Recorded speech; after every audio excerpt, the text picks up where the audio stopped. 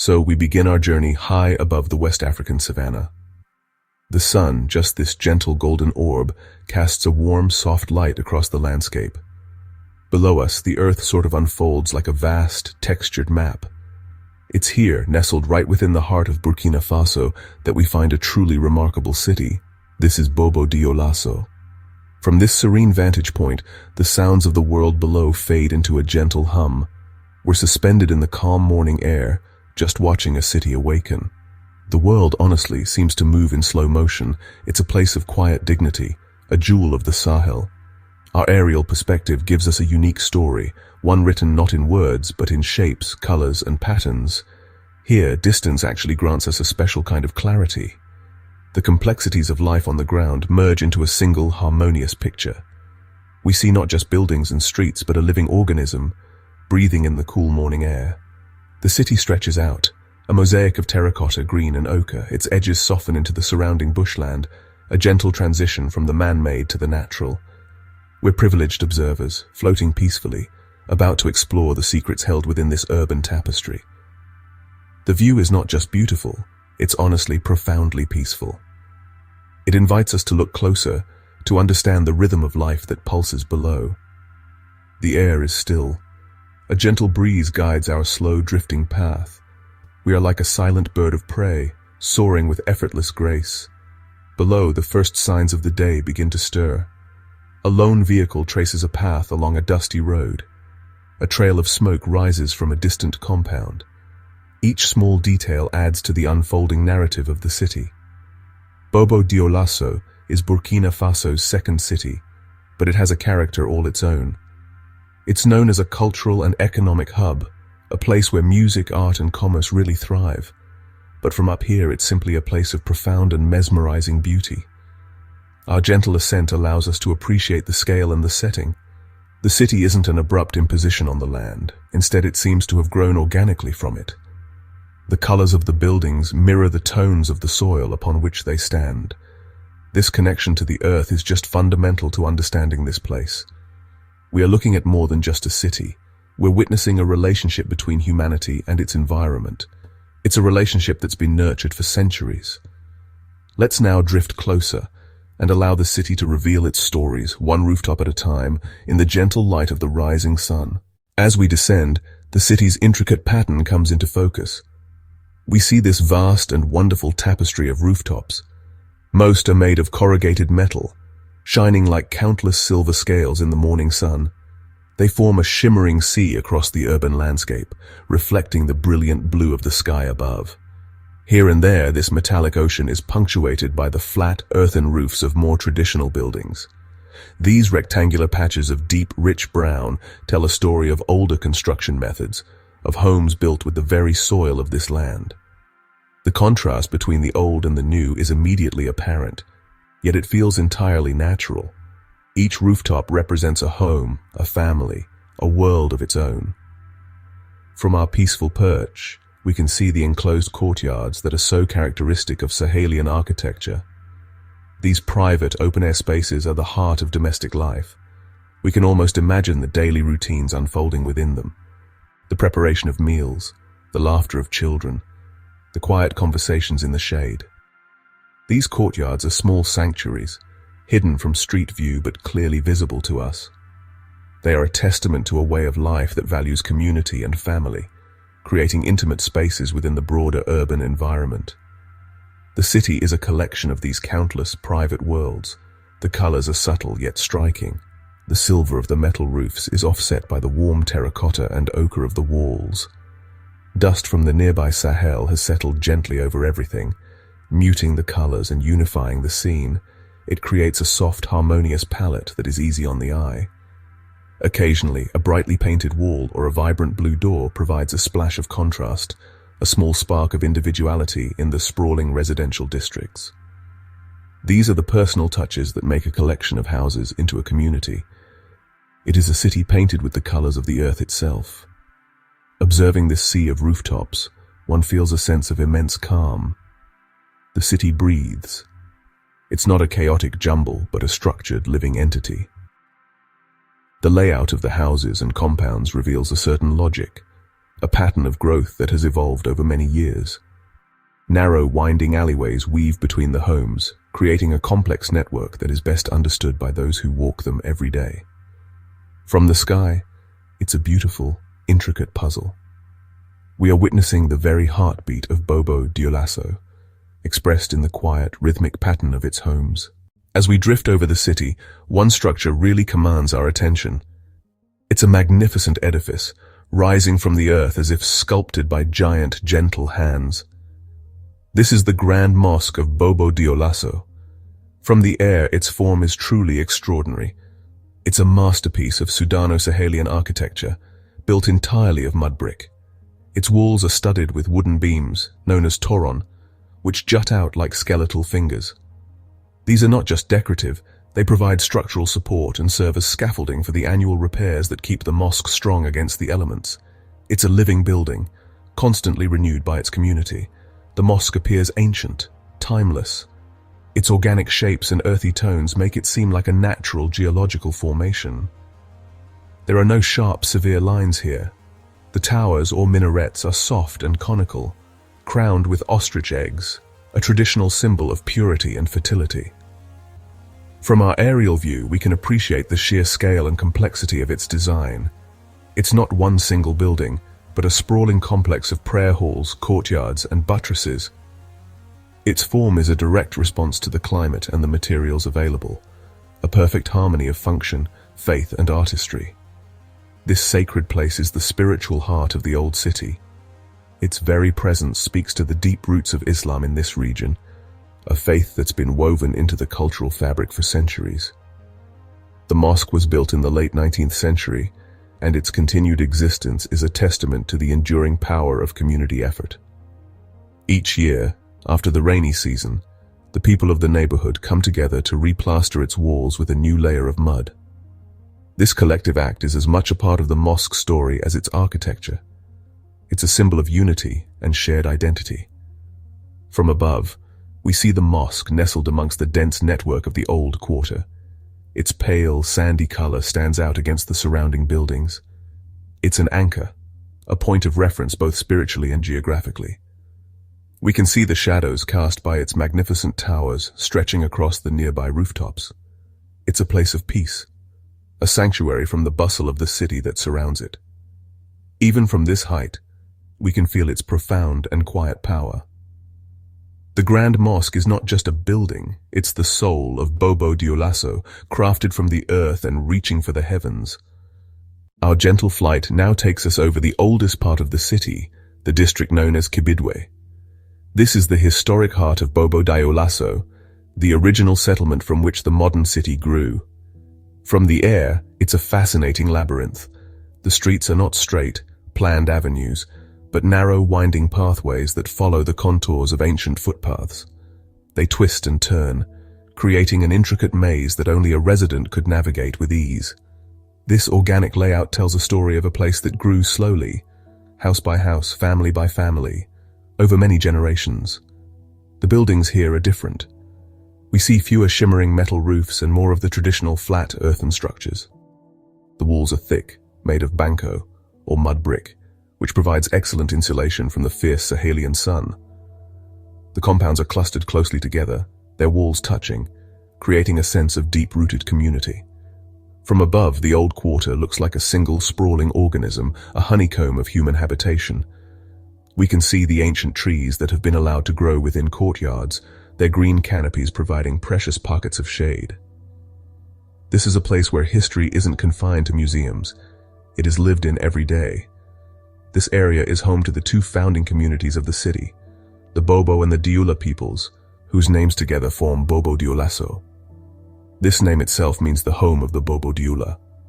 The city was a key stopping point on the old trans-Saharan trade routes, and the Dioula were traditionally merchants, while the Bobo were farmers. This blend of cultures is the very foundation of the city's identity. As we look down upon Kibidwe, we are seeing the cradle of this unique partnership, a place where different peoples learned to live and thrive together. The very layout of the district speaks of this shared history. The Grand Mosque, which we have just seen, stands proudly within this quarter. But there are other, more subtle signs of the past. We might see the sacred house of the animist fetish priests, or the workshops of artisans practicing ancient crafts like pottery and weaving. These traditions are passed down through families, and their presence is woven into the physical fabric of the neighborhood. The Old Quarter is a living museum. It is a place where the past is not a distant memory, but a tangible, visible presence. From our serene position in the sky, we can appreciate the timeless beauty of this historic heart. Now we shift our gaze to the patterns of movement. The roads and pathways of Bobo-Dioulasso are the city's arteries, carrying its lifeblood.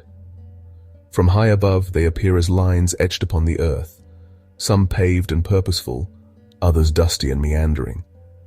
The main boulevards cut straight paths through the urban sprawl, a legacy of French colonial town planning. Along these wider roads, we see a steady flow of cars, minibuses, and trucks.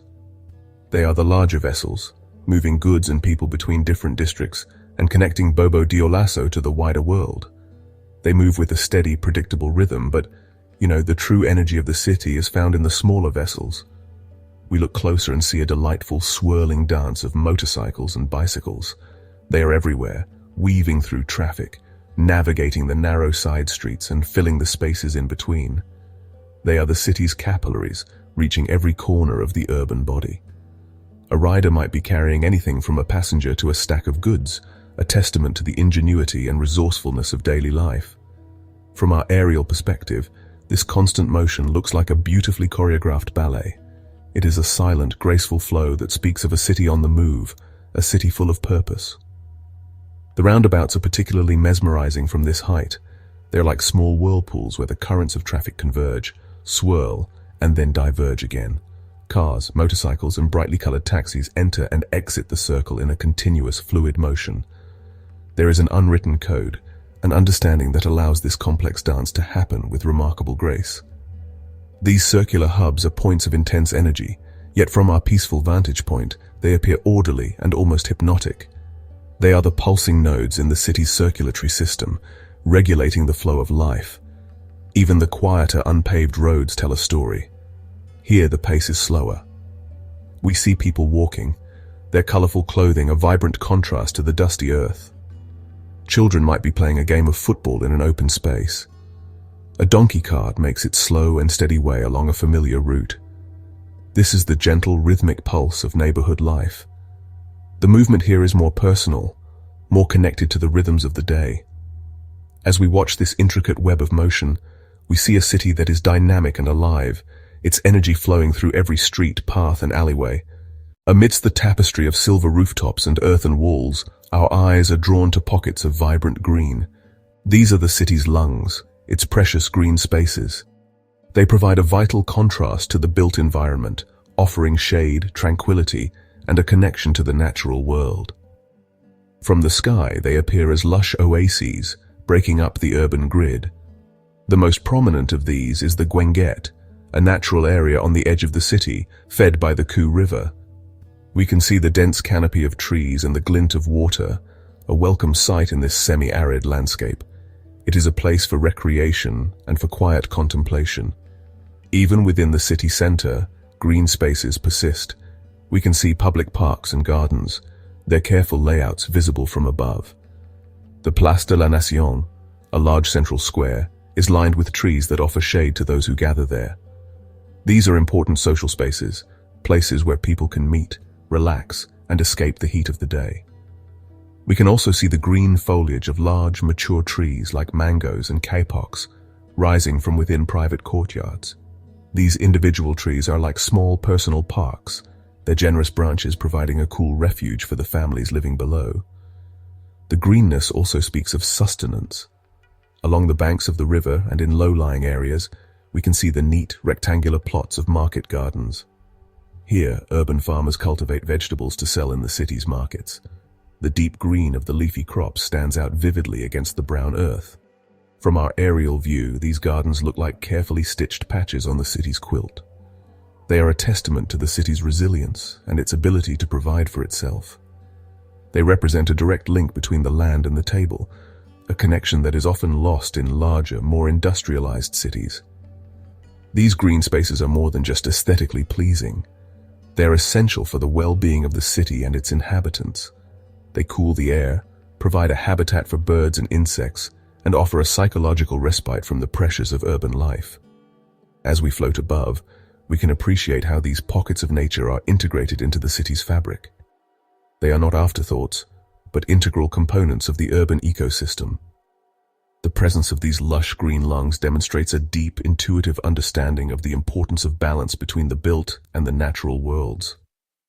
From our unique perspective, we can clearly see the story of Bobo-Dioulasso's growth. It is a story of old and new, tradition and modernity, living side by side in a surprisingly harmonious blend. In one part of our view, we have the ancient labyrinthine alleyways of the Kibidwe Old Quarter. The buildings are low, earthen, and clustered together. Just a short distance away, we see the legacy of the colonial era. Here, the streets are wider, laid out in a grid pattern. The buildings are different too, with their verandas, shuttered windows, and neoclassical influences. The old railway station is a prime example of this period's architecture. The contrast is fascinating, yet it does not feel jarring. The city seems to have absorbed these different influences and made them its own. The newer, more modern districts spread outwards from this historic core. Here, the houses are more spacious, the metal roofs more prevalent. We see schools, administrative buildings, and small commercial centers. Yet even in these newer areas, the fundamental layout of the family compound, with its central courtyard, often persists. It is a traditional model adapted to a modern context. The city grows, but it does not forget its roots. This blend is also visible in the city's economic life. From above, we can see the grand central market, a sprawling hub of commerce. But we can also spot smaller neighborhood markets tucked away amongst the houses. We might see a modern bank building standing not far from a craftsman's workshop where traditional techniques are still used. A lorry carrying manufactured goods might pass a donkey cart laden with firewood. This is not a city of contradictions, but of layers. Different eras and different ways of life are superimposed upon one another, creating a rich and complex whole. As we drift silently in the sky, we are watching this gentle fusion unfold. Bobo-Dioulasso has not erased its past in its pursuit of the future. Instead, it seems to carry its history with it. The Grand Mosque and the Old Quarter are not relics. They are living, breathing parts of the city. The colonial architecture is not just a reminder of a bygone era, it is part of the functional urban landscape. From this peaceful height, we can appreciate the city's remarkable ability to integrate change, to weave new threads into its ancient tapestry without breaking the pattern. It is a lesson in resilience and adaptation. Let us now turn our attention to one of the most vibrant sights from above, the Grand Marché. The central market of Bobo-Dioulasso is a spectacular explosion of color, texture, and activity. Even from a distance, it is a hive of human energy. The main market building, with its distinctive domed roof, is the epicenter, but the activity spills out in all directions, filling the surrounding streets and squares. From the sky, it looks like a living mosaic. We see the bright colors of countless umbrellas and tarpaulins, set up to provide shade for the vendors and their goods. They form a patchwork canopy of reds, blues, greens, and yellows. Beneath this canopy, a world of commerce unfolds. While we cannot see the individual items for sale, we can imagine them from the patterns of color. There are sections for brightly colored textiles, the famous fabrics of West Africa. There are areas where the deep greens and reds of fresh produce are concentrated. We see the earthy tones of pottery and the metallic glint of metalwork. The market is organized with different sections dedicated to different goods, creating a logical, if seemingly chaotic layout. It is the economic heart of the city, and its pulse is strong and steady. The movement of people is mesmerizing. Thousands of individuals weave through the crowded aisles, their paths creating intricate, flowing patterns. They are streams of humanity, converging on this central point to buy, sell, and socialize. The market is more than just a place of commerce. It is a social institution. It is where news is exchanged, friendships are maintained, and the community comes together. From our silent, aerial viewpoint, we witness this collective ritual in its entirety. We see the market not as a collection of individuals, but as a single unified entity, a superorganism in constant dynamic motion. As the sun climbs higher in the sky, the activity in the market intensifies. The mosaic of colors becomes more vibrant, the flow of people more dense.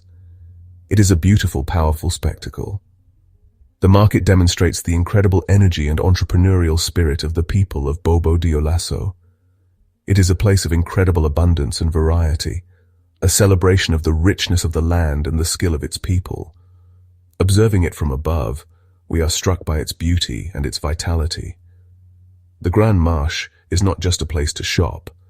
It is a full sensory experience, a magnificent and essential part of the city's soul. Our journey is drawing to a close. We begin to ascend once more, returning to the quiet stillness of the upper air. The intricate details of the city begin to merge back into a single cohesive whole. The shimmering rooftops, the green oases, the winding streets, and the vibrant market all blend into one beautiful tapestry. Bobo-Dioulasso settles back into the vast landscape of the Sahel, its unique character shining brightly. We are left with a lingering impression of a city that is both ancient and modern, tranquil and energetic, deeply connected to the earth and full of life. From this final high vantage point, we reflect on what we have seen. We have witnessed the soul of a city. It is a soul shaped by history, by faith, by the convergence of cultures, and by the rhythms of daily life. We have seen how people have shaped their environment, building homes from the very soil and creating order and beauty amidst a challenging landscape. The city is a testament to human resilience, creativity, and the enduring power of community. It is a place that feels deeply authentic, a city that is comfortable in its own skin. To see a place from above is a remarkable gift. It strips away the noise and the distractions of the ground, allowing us to perceive the fundamental patterns and rhythms of life. It offers a new perspective, a deeper understanding. We have not walked its streets or spoken to its people, yet we have learned so much just by observing its form. We have seen the harmonious blend of old and new, the vital importance of green spaces, and the incredible energy that flows through its markets and its roads. It is an experience that fosters a sense of connection and wonder. As we drift away, the city becomes a jewel on the horizon, glowing in the warm African light. We leave with a sense of peace and inspiration. Bobo-Dioulasso has shared its story with us, a story of gentle beauty and quiet strength. There is so much to discover in our world, so much to understand. Sometimes all it takes is a change in perspective, a quiet moment of observation, to reveal the profound beauty that lies within a place and its people. The sky has offered us this chance, leaving us with a lasting image of the serene and captivating soul of the Sahel.